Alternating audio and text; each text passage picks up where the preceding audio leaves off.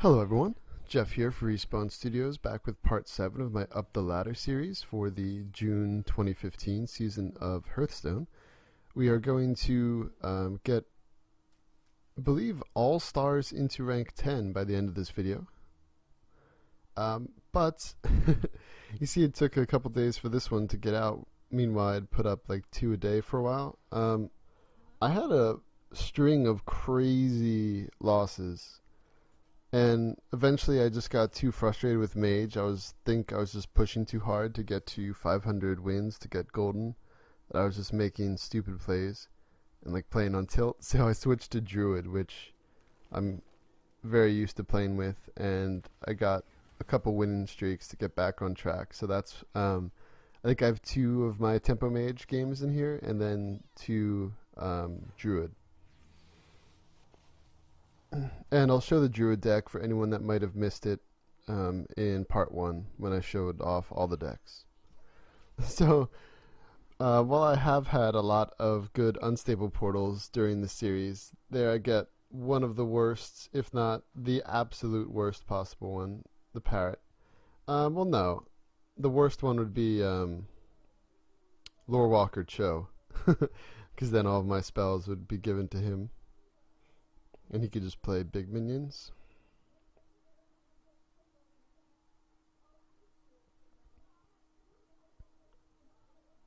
I'm also going to have a strange audio thing. I didn't realize it would work like this. I had a Call of Duty stream playing while I was recording one of the games, and you could like hear the commentators. I think that happens during the 3rd game in this video, so if you hear like soft voices in the background, that's what that is.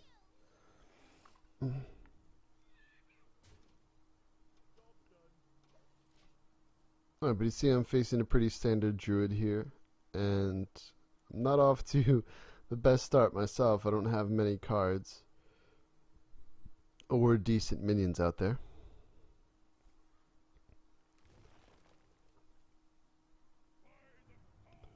Okay, innervate out Emperor. Good thing I have Fireball though. Or I could just Frostbolt it as well. Then attack it with Mana Worm. But I want to keep as many minions as I can out there because again I have almost nothing else. So I'm going to go for the Fireball route.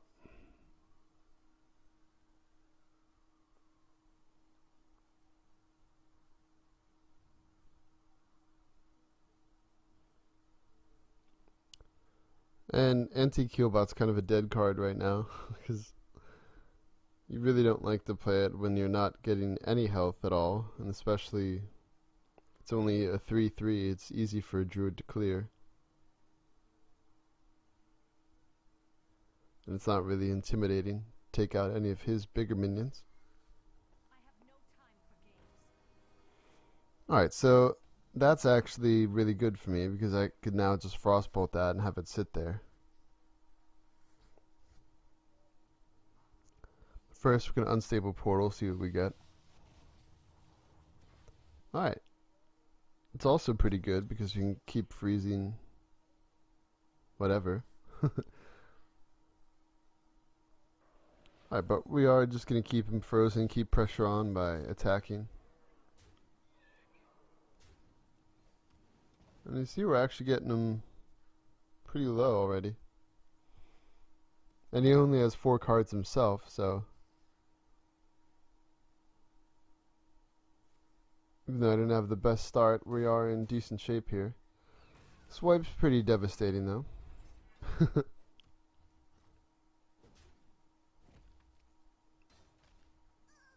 Now I'm down simply to Snow Chugger, but I can get rid of his Sylvanas.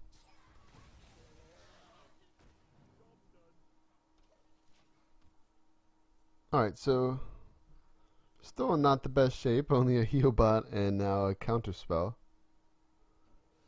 He's already used his swipe, so he's probably just going to be playing minions for a while now.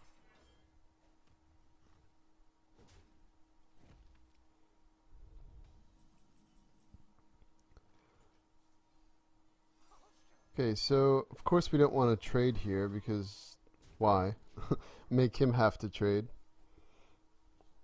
And we want to keep the damage up because again we have almost nothing in our hand. Want to make him have to avoid face and react to our board. Hopefully he doesn't play Keeper of the Grove to silence the Mad Scientist.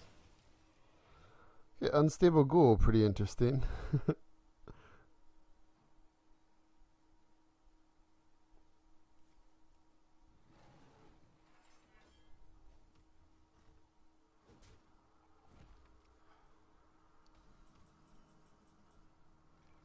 Okay, Loot Hoarder. We are not getting the best draws in this game. I play it before killing off the guy just so I can draw another card. But unfortunately I just get my other Loot Hoarder that I had added in.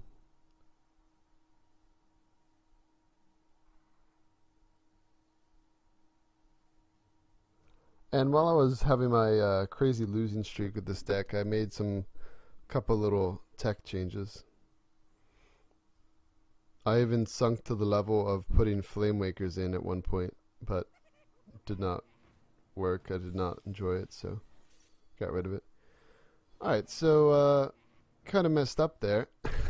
Played Dr. Boom and gave me the means to kill him here. So there we go. Won our first game. We are into rank 10 now. And I think this was the very next game coming up. Oh no. This is another game I just thought was worth showing to get back to the same place where we were, 1 star into 10. So it looks like I'm 4 stars into 11 right now. I'm sitting at, I don't know if I'd already mentioned it, 487 wins with Mage now. But I did get 14 wins with Druid, so I'm now up to 301 or 302 wins with Druid, so making pretty good progress there now as well. And I'm at 400 or 401 with Hunter. Not that I've played any Hunter, but those are the 3 classes I have closest to gold. Alright, so this is actually a really good starting hand. I mean, you don't really want to have Antonitis in your opening hand for a Tempo Mage, but... And we're also facing a Rogue, which we've seen in past iterations of this series that is almost an auto-win.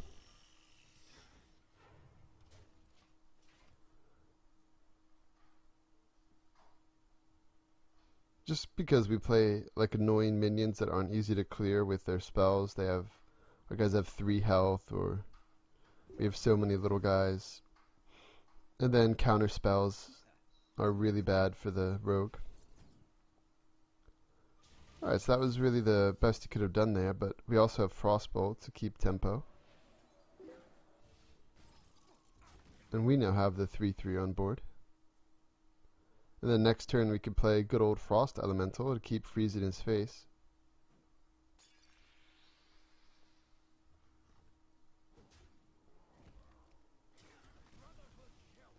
Edwin Van Cleef, though.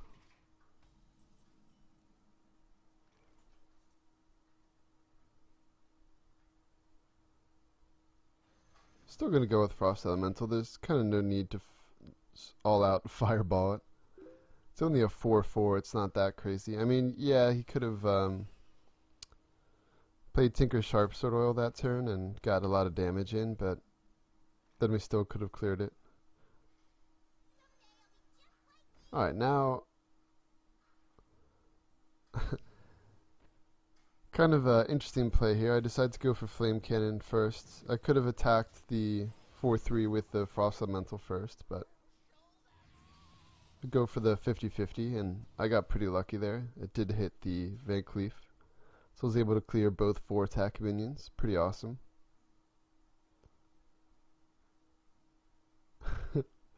We also see what I got from Unstable Portal. Not too shabby. So he's down to 3 cards, and I get to play a much lower cost Emperor. Not too bad. I'd ping the scientist here because I can't imagine he's going to trade in.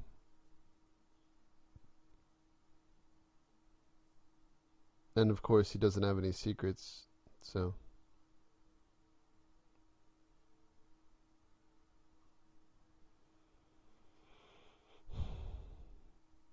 There's not really a point to ping face. Getting 1 damage in here makes no difference.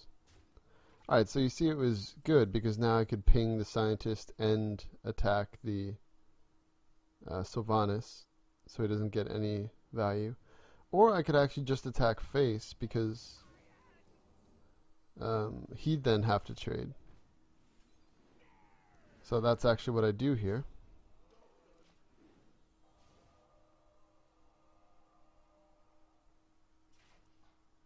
Now, why do I play the Mana Worm? Because he can now steal it.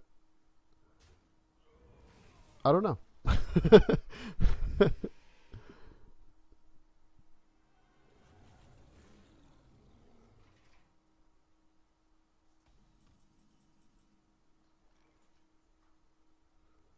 Alright, now we have a pretty good play here.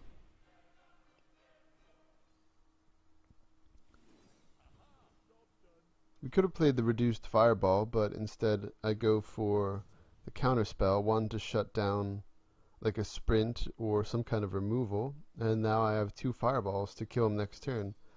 And he falls for it and goes for the sprint, so there's the game.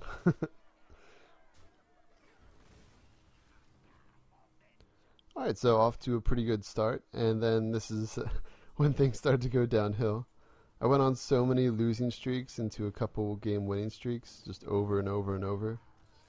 I dropped all the way back down to 4 stars or whatever stars into rank 14 at one point. It was insane. I was getting so frustrated, so I decided to just switch to Druid, so now that's where we will pick up. So you see I'm already back to rank 10 at this point. And these are games that will get us beyond the rank that we were last time, 1 star into 10. Alright, so we have a pretty sweet next turn. We could innervate out the Emperor. Or we could also wait 1 more turn and innervate out Dr. Boom. But if we innervate out Emperor, we get a reduced everything. And having a reduced wild growth, of course, is always great. And this is a pretty frustrating turn for him, I would imagine. He plays his own Emperor, imagining I'm probably just going to trade into it. But I value keeping my Emperor out there, making him wonder what's in my hand, so I go for the swipe and use my hero power to clean him up. Keeping the pressure and the Emperor out there to keep reducing my cards, so really good shape here. And we see we're facing a Golden Druid. Oh, this is also the game where you might be hearing the background voices of the Call of Duty stream, so again, apologize for that. Hopefully it's not overbearing. I'll fiddle with the sound volume after I'm done with this commentary to make sure it's not, though. Alright, so 5 mana Dr. Boom, pretty balanced. And we get to play a 1-cost Wild Growth. Pretty good. We're going to keep the Shade hidden. There's no need to attack with it right now.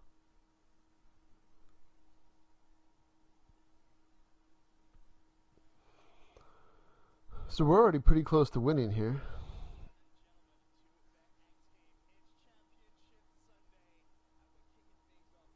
Oh, is the video messed up? Oh, a little freeze there. Sorry about that. That's probably because I also did have that stream going at the same time. Maybe it caused me to drop some frames, so again, sorry. Alright, so I get very unlucky there with how that worked out in hitting the Well, I guess I can't say unlucky. I played a 5-mana Dr. Boom, but I had to hit it with my face there to clear the Azure Drake.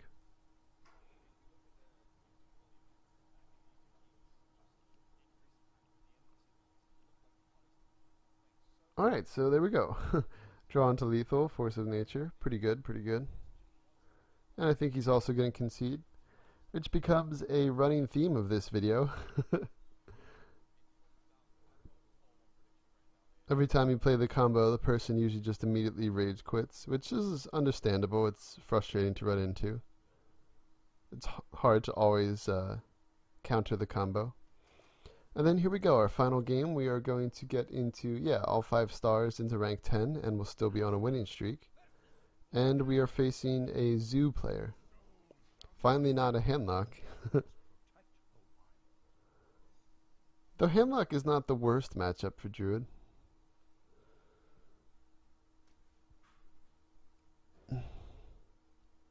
Arguably, Zoo is more difficult. Not exactly sure what the general numbers are. Alright, so we don't have the best hand here.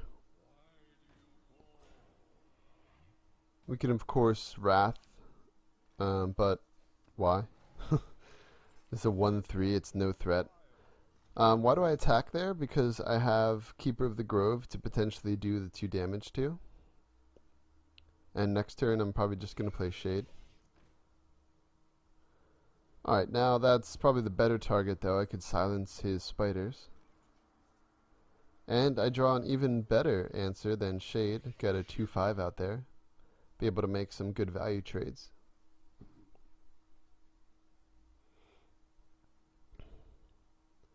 And once again, if you were not able to see the deck in the first part, and I think I made 1 or 2 little card changes, I will show my Druid deck after this game. I also got 75 packs yesterday, and I made a video of opening those. I had broken down cards for pretty much every class that isn't my 3 that are close to gold to be able to make a lot of golden cards. So I even craft a golden Sylvanas and a golden Emperor. I made 2 golden Shades, 2 golden Ancient of Lores. So this Druid deck is pretty close to gold. I don't have gold Rag. I don't have gold Lotheb anymore. I used to actually, but I had to break it down to get dust for something else I wanted at the time. Oh, there we get the ideal swipe, able to clear out 4 minions.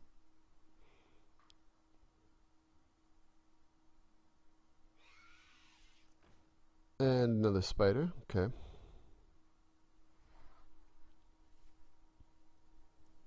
Alright, so he's kind of already on the ropes.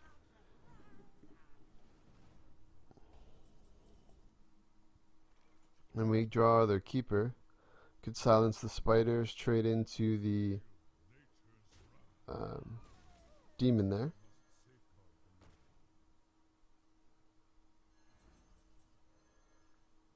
I considered silencing it, but then I realized, wait, why do that? Want to ramp up the pressure? And this is a very strange thing. You saw I had played the piloted shredder, it even shows it, but it put it back into my hand until I end my turn, and then it shows it played again. So that was something I've never seen before.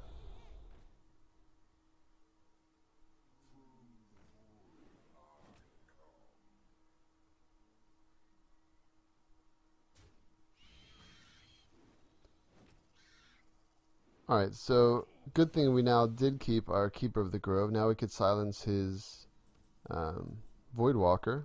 Make sure he can't get like Draxus or Mal'Ganis out there. And we could trade into Knife Juggler. And we could either use Hero Power here and take out a spider. We could use Shade and get something on the board. Or we could Wrath one of the spiders and draw a card. So I go for the card draw here.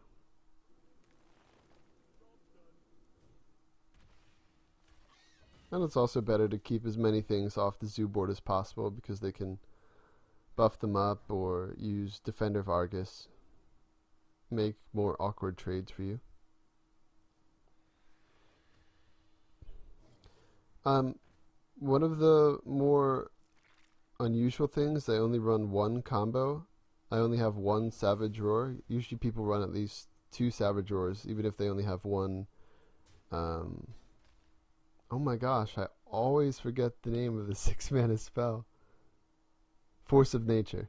It's even in my hand. There we go.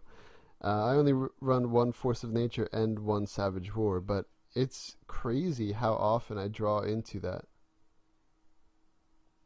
Alright, so he only has 3 cards in his hand, so I go for a potential play here of Force of Nature to clear the 3 guys, but there's not really a need. I'm sitting at good health. I want to keep pressure on. Make him really have to clear Dr. Boom. Because otherwise, next turn I could use combo, and even if a Boombot's alive, I'll be able to kill him.